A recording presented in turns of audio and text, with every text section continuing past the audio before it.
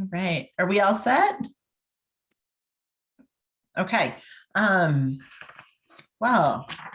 let's see. Welcome to the Board of Health meeting. We are going to bring this meeting to order, and I will start with the chairman's general announcement.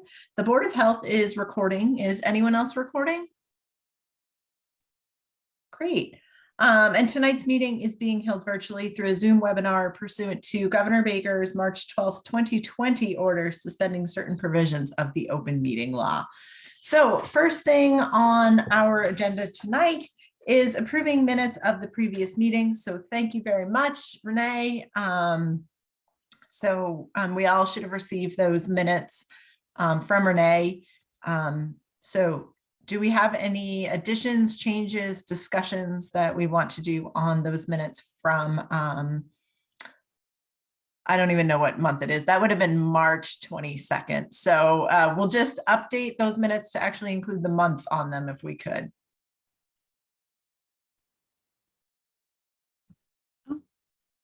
Mine just say Tuesday, the 22nd. So that would be the one update that I would. Yeah, they all, yeah, I omitted the March. It says 3/22 at the bottom, and then after I looked and. Yeah, so in the heading. When did the email come out with the minutes? Very recently. Yes, I sent them over the weekend. So it was like. I didn't get them. Late. Like 20 minutes ago? Yeah. Oh, hold on. Didn't get it.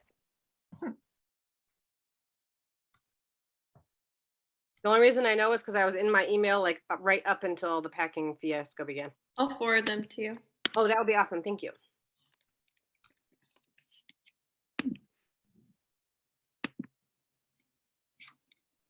Okay, so I don't want to approve minutes without Katie having had a chance to read them. So we're going to move on to the next item on the agenda. Can we do that? Yeah. Can we talk about minutes before we move on? Yes. Not about these minutes, but minutes in general. So when I go through before the meeting, I usually write up what the points I'm going to talk about, and I give them to Renee. I'm just wondering, and Renee goes through them and she listens to the minutes and she takes notes. I was just wondering, do we want to have all these duplicate notes? Seeing as I know like Becky goes through all that effort, but then we kind of go through them again. I didn't know if you guys wanted, do you just take some cursory notes and Renee can write up everything? I don't know the history of the note taking with the board, because I know that typically most boards don't take the notes themselves. They'll usually have somebody who, gets to sit in the office and spend that time. This is so, I feel like I'm in the dark here. How do I not look at myself like that's driving me crazy. So this was just up for discussion. Whatever you guys want to decide on, feel is best. I didn't realize, Renee, you go through and do them. I assumed it was my position, job to do that, but whatever we want to decide. And I haven't been here long enough to historically know. I went to like one meeting as the secretary, and Alex took notes for me at that particular moment. Which is typically how other boards will do it. Usually you'll have a chair, a vice chair, and then a member who might be called secretary, might just be the third member. Is there anything in the charter about if we have to have a secretary or if it could be done by Renee? Well, there's nothing that says who has to write up the notes. But Renee gets, it's part of her, job description to take notes and everything like that, to write it up for the board. So if that's one job that Becky doesn't want to have to do, we can do that, and then we don't have to have a whole bunch of separate notes and I would think, in my mind, I feel like it's better to do less work for everybody. So if one person's doing, we don't need to have two people doing the same thing. And if that's part of what Renee's job is, I feel like, having Rebecca be here and not having to do that as well too. I personally feel like less is better. That works. So it is Sure. in her job description. So I actually listened to the video. It takes me about an hour because I'm not a stenographer. So to get everything precise and exact, and then I write them up. Yeah. So sure. If we can take that off your plate and have Yeah. that be, because it's part Yeah. of Renee's job description, Yeah, I'm that'll all work. for that. Me too. Yeah. Mhm. Thank you. And then I think you need to sign them or sign them digitally, however the current policy, law, whatever it is, but that's much Mhm. easier process. Sure. Absolutely. yeah, it's the what I'm trying to say about so the minutes, isn't part of the regular, like all the open meeting law regulations so there isn't a style that you have to stick to or whatnot. It has to be able to sort of embody what we do. It doesn't have to be word for word. But I guess we were looking at so many different minutes from so many different places, and everybody kind of has a different style to how they do it. And I think as long as we get the best idea about what we're talking about and in the minutes, and at least until July 15th too, we still have video Mhm. archives of everything. We'll see how that goes. I haven't heard anything about what it looks like moving forward. But I know, speaking of that sort of the open meeting law stuff, I sent you guys MAHB is going back to in-person trainings. So they're, the one that they're having at the Delaney House in Holyoke, I think it's in June. I sent that to you guys. Might not be a bad idea, and take a look at it. If something, I know it's a Saturday, but let us know. All right. Well, Renee, I want to thank you for doing that. Rebecca, I want to thank you for your hard work, and hopefully that is something you don't have to do moving forward. But Renee, thank you very much Thank you. I appreciate that. for doing that. I didn't want to step on anybody's toes, so thank you. No, that's great. Thank you. I appreciate that. It's a big piece. So should we move forward and we can look at those minutes again at the end, and hopefully Katie will have a chance to scan through them. I read them. They look fine other than the date change like you had mentioned. Okay.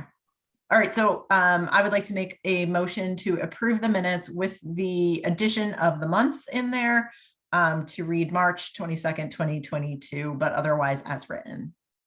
I second. All right. So Christine Johnston, aye. Dr. Katie Jobbins. Aye. And Rebecca Torsha. Aye. Great. All right. Do we have anyone here for public comment?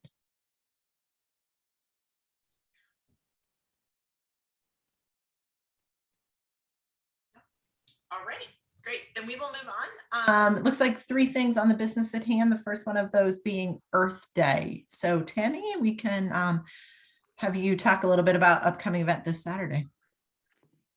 I'm gonna now entitle this section Earth Day and Beyond, just because Earth Day encompasses way more than just Earth Day. So also I just want to give the credit. A lot of this is all written up from our trash recycling coordinator, Liz Bone, not me. All right, so April 23rd, we'll be hosting a town cleanup event. So far, we have over 140 people signed up to clean up. Volunteers will be meeting up at 8:30 a.m. in the East Longmeadow High School parking lot, and then they will head over to their assigned cleanup areas. We'll be accounting for the trash and recycling, and we'll let everyone know how much is collected at the end. The whole department has been heavily involved making signs and t-shirt designs and sponsors with the assistance of a Park and Rec team and Erin Crucial. Am I saying her last name right? And if you haven't seen the merch, it looks really, it's so beautiful. And there's a display up in the town manager's office for purchase. Let's see. Also during April, Alex has been posting awesome green tips on our Facebook page. Liz went on LCAT at the beginning of the month to promote our new hauler, Earth Day, and our new textile companies. And sort of in the vein of this, on May 7th, a Heart Springs truck will be at the town hall parking lot from 9 to 1 collecting textiles. And we're having a competition with Long Meadow, and whichever team collects more in the month of May will win $500.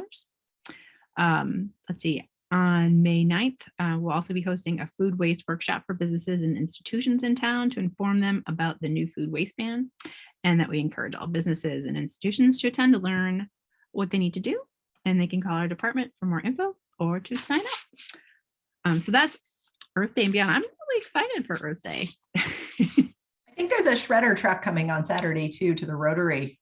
Yes. So anyone who needs anything shredded, that's another. Do you know the option. hours? It was in don't. an email from the school. The school's been really promoting Earth Day a ton too. So within the school system, it's been great to see getting the children involved with responsibility for, clean and green living. I think, let me check real quick and see if I can find it. Yeah. Let's see, what else about anything else we're missing about Earth Day, ladies? No, quiet. You guys been like, every time like I'll come in, I'll see more and more signs, and I'm like, where are these signs going? That's great. It's great to see so many community members involved and out and doing something good. And I can go maybe run into the other room and also ask and see if we know what time the recycle or the shredder truck will be there. But you know what? Tomorrow, if we get it, we can find out and we can put it up on our Facebook page to add with all of our events. And the CMRK bin was dropped off today as well behind the fire department. So our new textile bin is there. Oh, nice. Awesome. Well, and we hope the weather's nice because it's always better when the weather is nice. It looks like it's not going to rain. That's the most important thing. Yes. As long as it's not 47 degrees too like today. All right. So if we're good with that, thank you for that update. Thank Liz for everything she's done as well for putting that together, and for the whole community for coming out, and a great opportunity, and still have the ability in the next couple of days, right, to sign up and to participate. So yeah. And if you don't sign up, you're right, people are allowed to walk on, they just don't get a t-shirt, right? They can. Yeah, there's already, we ordered 100 t-shirts, so they're already spoken for at this point, but anybody can still show up. I can't find the shredder email. I'm sorry. I looked very quickly. It's gone. We'll find it for tomorrow, and we'll add that to all of our information. I just texted someone else in the house, so I don't have to get up and leave. See if that get an answer there. All right, so moving on to the health needs assessment. I know we talked about that a lot last time, so hopefully that's going well. I know I saw it come out in a bunch of places as well as through the health department. So Tammy, what's an update on that? Yeah. So as of last Tuesday, when I met with the Health Resources in Action consultants, there was 523 people had taken the survey, and 280 of them were from East Long Meadow, which means we are in the lead over Long Meadow. See, I think it's just becoming a monthly long competition. So far, only the demographic data has been tabulated, basically in order to get rid of bots and people who are like taking it a million times, I guess, on one computer. But we're seeing some pretty interesting and consistent results. So for East Long Meadow, we're seeing the participants really skewing to like the white female demographic 40 to 49.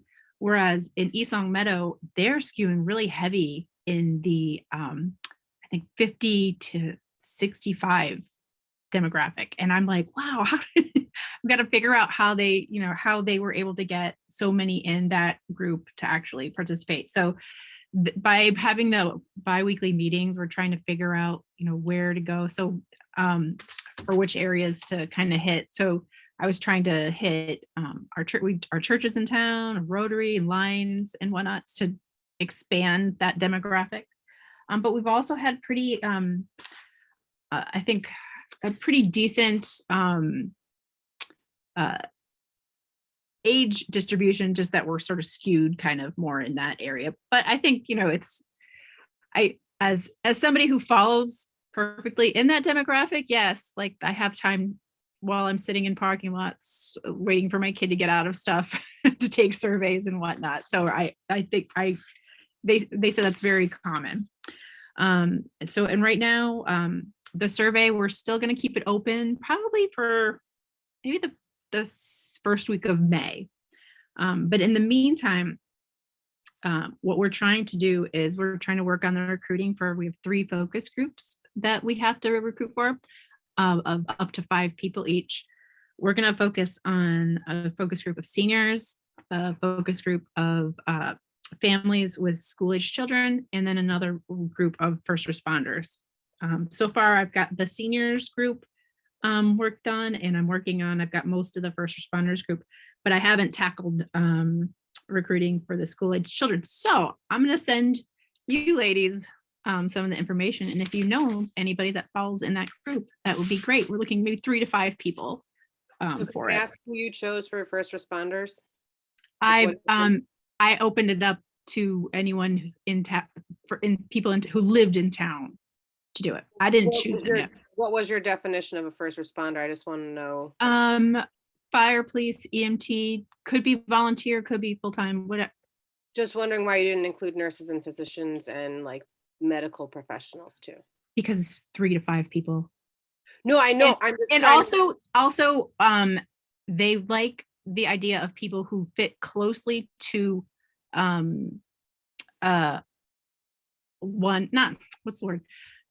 it's not to be expansive of a large group, but to get more of a conversation between people. Okay, cool. Yeah, I just wanted to understand like the Like choice. if we were to choose seniors, they would prefer us not choosing, like, say someone who was 55 and then say someone who was 85, if they were all consistently around the same age, to sort of get a conversation started about their experiences and kind of the similarities in it. Yeah, so like a true focus group around a specific like pocket of people who fit into a certain category. Got it. exactly.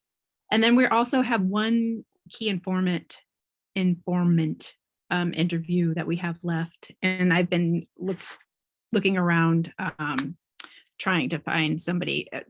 Ideally, they usually have somebody who works in the municipality take those interviews. In the past, we've had like the Council on Aging and Parks and Rec.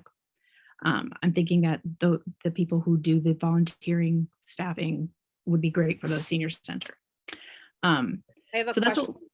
Could we add another focus group for people who are underrepresented in our population? No, Or did they there's use the 3 groups that we got. this is exactly from 2 years ago. Okay, it's just something for me. I feel like as a community, we could be doing better work for those who, like, for our diversity, equity, and inclusion within the community. And I feel like that would be a really great focus group to bring back to them as an idea. And if you have that opportunity, Tammy, that would be really, I mean, we are a whole bunch of white women. So the idea that we obviously are underrepresented in the fact that we are women, but representing our community and what it looks like to truly have everyone have a voice is really important work. Yeah, and going and trying to do a lot of outreach for the survey, very little response from the different organizations that I sent it to, even to get through that. Yeah. But the great thing is we now have this survey, so hopefully we can get funding to expand it to other languages, expand it to help with the outreach, because we don't have funding for that aspect of it through this grant cycle. So, and this was a project that was supposed to be done over 2 years ago. So I'm glad that the state is continuing to let us push forward, but June 30th, everything has to be on our desks for the survey. So one of the things was how the results will be presented. They would offer it in either a written narrative or a PowerPoint or a 1-pager. And I just personally think that the narrative sounds like the best option for that, because we can make a PowerPoint if we want. We can pull out the important points and put it in a 1-pager. So I really want to go with the narrative portion. From For the qualitative data, like with the demographics or anything that was Yeah. radio buttons or anything like that, can we get the actual like data files? Yeah, I believe we'll be able to. They Okay. kind of put everything in a spreadsheet. It's not going to be, there won't be one set of data for us and one set for Long Meadow. It will be, it's broken down when they write it up, but it will all be together basically. Right, but if we had somebody, if we wanted to look further at any of the data with a little bit of money, someone who has some data skill sets can easily separate a data set. Since one of the questions is, are you a resident of Long Meadow or are you a resident of East Long Meadow? It's easy, as long as the data is coded correctly to break that down. Yeah. So It Tammy, is, what it's just that the final product won't be like one product for East Long Meadow, one product. It will have breakdowns, but it will be a product for both. So when are we closing the survey results exactly? Do we have a deadline? We're gonna meet next week and see how it looks, and we probably will be like the first week of May. Okay. And do we Is know my how many people we've had responded total as of right now between the two communities? 500, what did I say? 523 was last Tuesday, so a week ago. And that's combined. Yeah. Okay. And since then, Alex and I have like gone around town and we've like plastered last week all of like the kiosks on the parks. And well, because I went for a walk on the rail trail and I was watching somebody scan the QR code off of, I think it was the fishing derby one. I was like, people do that in real life. Like, let's get some up here. So, and then in the meantime, we found out that there's a lot of creatures living inside of those things. It's gross. The other thing I wonder too is, do we have a town iPad that we could actually go and stand by like the library or Starbucks and be like, hey, do you live in East Long Meadow? Do you want to do our survey? I don't know. I'm not sure if that's how the survey was meant to be promoted. I know Long Meadow's not doing that either. I know they're like allowing people to use the computers at the senior center to take it, but I'm just trying to figure out how to get you the most data. Yeah. That's what, you know, yeah, no, I Can right we- now they think that I mean the numbers are looking great in their eyes for our towns of our size, for our numbers. Since we have 100+ people registered for Saturday, can we get something out, not to create more trash or more recycling, but like, you know, things that people can either scan or quarter sheets or something that they can take, so to really get some advertising where we know we have a lot of folks already. Yeah, we do. We have flyers as Great. well. So I'll be there on Saturday. We'll have those out. Yeah, even if you can scan it and take it when you get home, right? That'd be great. Perfect. And Tim, you've reached out to, I know you said like different either religious or spiritual organizations. I know I saw it come through the schools, businesses. I'm thinking fitness facilities. We get to any of those places? You know, that was on my list because we had gone to do the pool inspection over at the health tracks, and that's one of the places we haven't gotten to is there yet. It might skew your data a little bit, right? But folks who are interested in health by being at the gym might be willing to get a health assessment. I think Yeah, there's, like, I would say that different there's not- organizations that you could post to, like in the yoga studios and the exercise facilities. Those are great opportunities. I'm just thinking about Starbucks because like Mhm. there's hundreds of people through there every day. I think that the thing that keeps me from going to some of those places is like asking as a regulator, would they be willing to say no to us?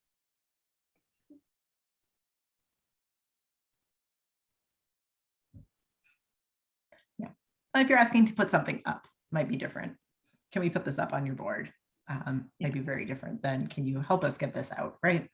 So, well, if they're happy with that, I mean, hopefully that number goes up and we can get some more feedback as well. And we're looking forward to that report and how we can use that to inform everything that we're doing moving forward. And then, you know, hopefully can help y'all look for some funding to do it again in a few years. Because I think that's one of the biggest pieces, right? Is that do things change over time? And, you know, just the work that you all are doing along with a lot of other departments in the town right? Because obviously like rec and the senior center and stuff, that's a huge aspect of addressing the health needs of the community, even if it's not the health department.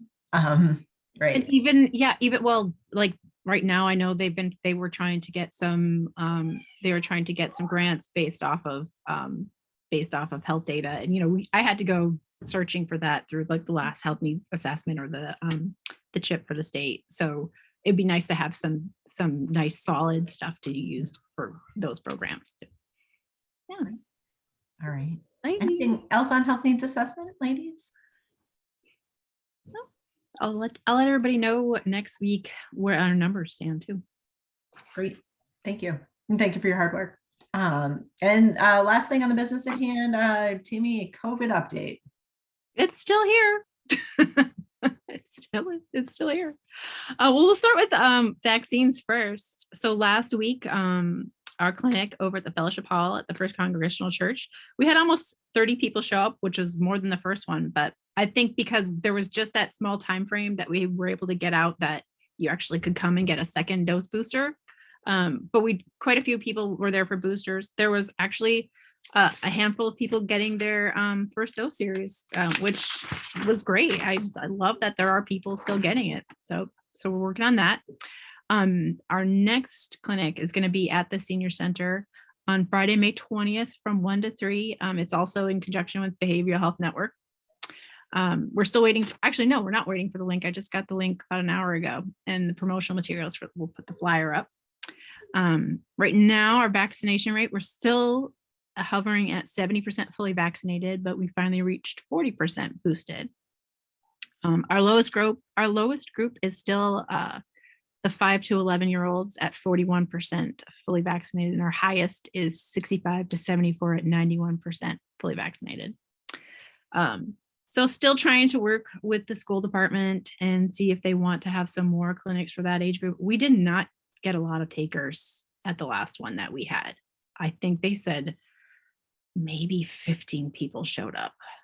At the first one, we had 54, but it's kind of slowed at that age. Although the other age groups are pretty high. They're all in the high 70s for the other age groups for children. Disease data, I think most people have, just even anecdotally, if you don't work in healthcare, you've been talking to a lot of people, probably seeing that they've been getting sick, that they've been testing positive.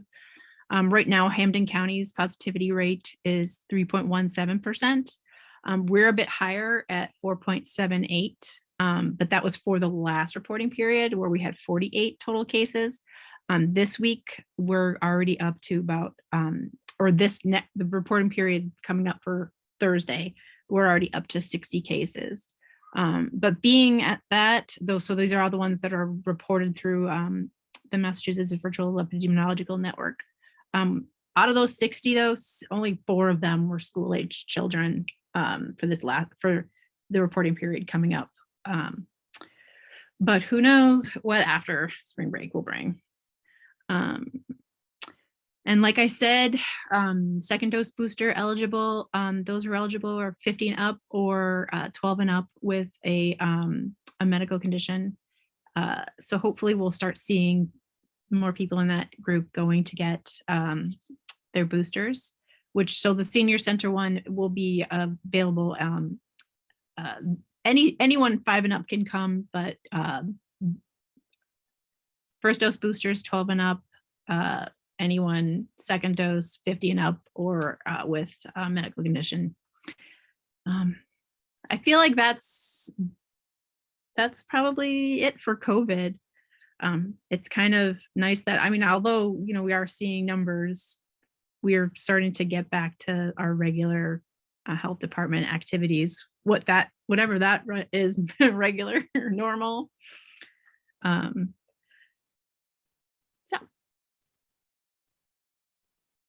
And we know that's underreporting because most people are using home tests at this point. And the home tests, unless you call your provider, your primary care doctor, or call the health department or something, they're not getting reported through the state. So we know it's underreporting of the number of cases, and it's hard to really get a denominator for the percent positivity. Yeah. I will also say, just looking through today, because we had quite a few over the long weekend, a lot of second positive tests and third positive tests showing up as well. So it's you can't if you think you're gonna have it once and you'll be done. It's not totally the case, even among the vaccinated. So get vaccinated. The other thing too is we're seeing a really big rise of flu. So influenza A is everywhere right now. And there's a lot of other respiratory viral illnesses that people are presenting with. There's a lot of people like, I have laryngitis. And I'm like, probably have another viral illness. So I know that COVID is something we all think about on a regular basis, but there are many other medical viral illnesses, especially now, in addition to seasonal allergies. So I really am encouraging everybody, like you said, to do the home testing, call their, primary care, or go to, an urgent care clinic if they don't have one, to make sure they can get accurate assessments done if they do need testing, if they need to quarantine. And the great thing is the schools now have that opt-in program for the children to get swabbed every Tuesdays for COVID. And then we have to report that back to the school nurse, or is it to you, Alex? I don't remember who we're reporting to. It's a school nurse. We're not involved with it. But at least it's some other way for contact tracing in East Long Meadow for, children who are asymptomatic to not spread it further within their classroom as well too, which is great. And they are doing that on-demand symptomatic testing at the schools as well too. So like you said, maybe that's why we're not seeing as big of a rise in the number of 5 to 11-year-olds in the school, because we're catching it earlier and we're stopping it from spreading to other people. But the interesting thing is, so 5 to 11-year-olds, there isn't a booster approved yet, but they're talking that hopefully that'll be approved over the next few weeks to months. And that I think will make a big difference with maybe some of the hesitancy that parents of these school age children, especially with some of the data showing that the third dose is really where their immunity to the virus goes up a lot stronger. So that might be something we see in the future as well too. But the good news is what I've been seeing is if you have the vaccine, the likelihood of you dying goes to like 0. So that's how I'm really conveying and getting a lot of people to get their first doses.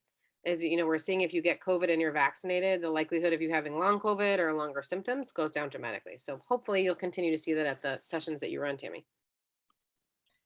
And a reminder that the treatments are available too, right? And a lot more accessible. So particularly folks who maybe in those demographics where they could have very serious illness, to make sure they seek those out.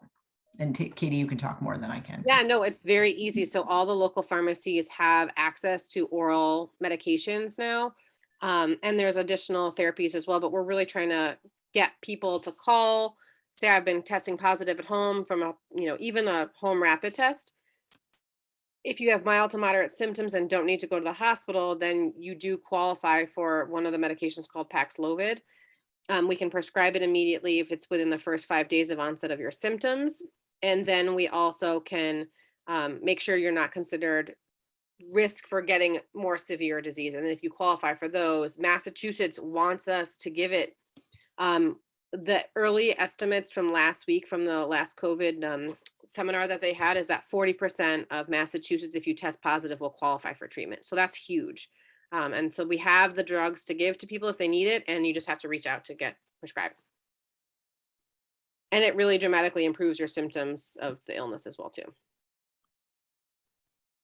And keeps you out of the hospital, making Katie's life better and all of her colleagues. No.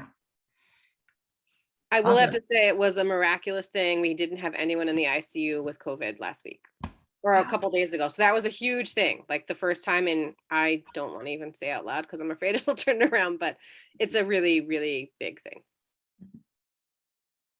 Yeah. All right. So, some news there, still around, but some good news, at least on the horizon. A new business we want to bring up. Jamie, what do you have? I don't know if it's new. Nothing new. I have other business. I guess other. I can't remember how they agenda. We worded it as other business, so I guess we can say other business. Other business. I guess tacking on to the COVID conversation. we will finally be receiving our Massachusetts Department of Public Health COVID-19 funding that was, I think they told us in December that we'd be getting. So most of that will be going to paying for the test kits we have. And then tomorrow I'll be finding out some other ways that we can spend that money. And then also on Thursday, Cynthia LaValle, our soon to be public health nurse, will be starting. So we will have another public health nurse back on the books. So that will be great. Hopefully too will be approved for some extra hours as well to kind of increase that, sort of to keep up with all the changes in Maven. So fingers crossed on that. So last week we officially switched over for our waste disposal site to F&G, which really was just the same place because CEP filed bankruptcy and they sold to F&G, which is USA Waste. So we have a bridge contract with them for 2.5 months. And in the meantime, the town manager and the director of finance and sort of our group of towns who've been kind of involved together in trying to find a new waste disposal facility. We've been kind of getting together, trying to find the best prices for the bids. So that hopefully we'll have that soon for fiscal year 23. And that Casella begins as our waste hauler and for fiscal year 23. And Liz is working with them right now on promotional materials for the residents. Let's see. Things are starting to feel like normal with summer activities in the works, rec camps, outdoor events, pool inspections, and then working with the other departments in town to solidify our mobile food and our ice cream truck vendor procedures. This actually has nothing to do with how we license mobile food or ice cream. It's more the bylaws for where they can be in town and what kind of activities and places they can be. So we're kind of working with building and fire, police, planning, clerks, you name it, to sort of get that in shape for the summer. And that's my list. I have one thing to add in other or new business. I know that on May 10th at the town council meeting, Attorney McCarthy submitted a proposal to have the Board of Health become elected officials. I saw that as well. Yeah, so obviously I think we might need to just see what happens at that, because we might have a whole new Board of Health coming soon, just to kind of keep that on your radars as well too, depending on what moves forward and what that looks like as well too. Yep. I don't know, do we have to go to that? That I don't know, but I do know if the proposal does not go through, he has a secondary proposal of where he can get up to 500 signatures, or he's looking to get, if that does not, because he wants to make it an elected seat, the seat be elected. Yeah. It will be all 3 seats. Yes. Yeah. We would be elected. I believe East Long Meadow and I think Palmer may be the only 2 that are not elected. Yeah. Towns. So. There's a lot of towns that aren't elected. Oh, okay. He only, Oh, I thought That was I was in the the only 2 that proposal. I, yeah, in the proposal I read that he submitted, it was only, he only listed us and that's Palmer. the only, yeah, that's what I saw as well. Yeah. Chicopee, Hoyoke, Springfield. Well, Springfield's got commission, totally different. Right. I feel like all of them are not elected. Very few, like Southwick. Southwick is elected. I mean, there are ones where the select board functions as the Board of Health, so they're by that condition, they are elected, but they're not elected for that strict purpose. Mhm. Yeah, but that would take a dramatic charter change, is from what I've been told. So Right, and I think what Rebecca's saying is if it doesn't move forward at the council, that would have to be, the signatures then would be like a ballot initiative Right. that would then go on the signatures would be enough to advance it to consideration for the local election. Mhm. So Just that's like what I somebody to understand. be elected needs to get so many signatures if they're running for something to get their Yeah. name on the ballot. Mhm. Exactly. So if we don't have to technically do anything for what happens, we can just keep doing our jobs, and Right. we do. I believe so. Mhm. And all the great work that you all are doing. We are grateful for you all from the Board of Health and the town. You wonderful people. Yeah, appreciate everything. Yeah, absolutely. You're some of the hardest working people, I think, in the last couple of years. And there's so many other folks in town too. I know so many people put in so much work. Oh, yeah. Just with all the COVID business in itself Mhm. is a huge undertaking. And it feels like because of it, I think everybody works so well together. They're just, it brings the cohesivity. I know something so horrible as a pandemic had to happen, but you just see the camaraderie between the different departments and how they function. And it is a really nice place to be and a really nice place to work.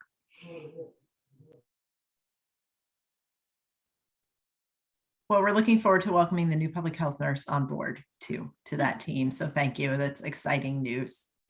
She really, like, she seems to have a really nice demeanor. I think that if she called me up and told me I had COVID, I wouldn't be so upset. Mhm. All right. Any other additional other business?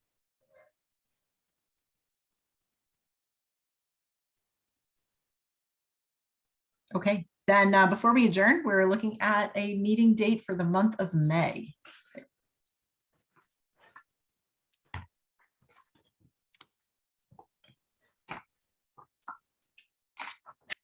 Do we want to try to do the third Tuesday? Did that seem to work for everybody? Works for me. Okay, so Huh, May. lots of 17th. Tuesdays, huh? Oh no, never mind. Sorry. There's five in May. So you want to do May 17th then? That works for me. That's good for me. 6 o'clock. Is Sure. that good, Tammy? Does that work for you too? Sounds good. May 17th. 6 to 7. Perfect. 6 o'clock. Mhm. Mhm. And then can you just make sure that my email is correct? Because I didn't get any of the thanks so much, Renee. Okay. Is there anything else up for discussion this evening? I motion to adjourn.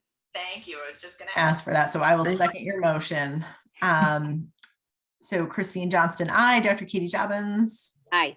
and Rebecca Torsia. Aye. All right, everyone, have a lovely evening. Tammy, Renee, Alex, thank you so much for all your work. Katie, have a safe trip. Thank you, guys. Yes. Yeah. Well, Enjoy. everybody. Take care, everyone. Bye-bye. Take care. Bye.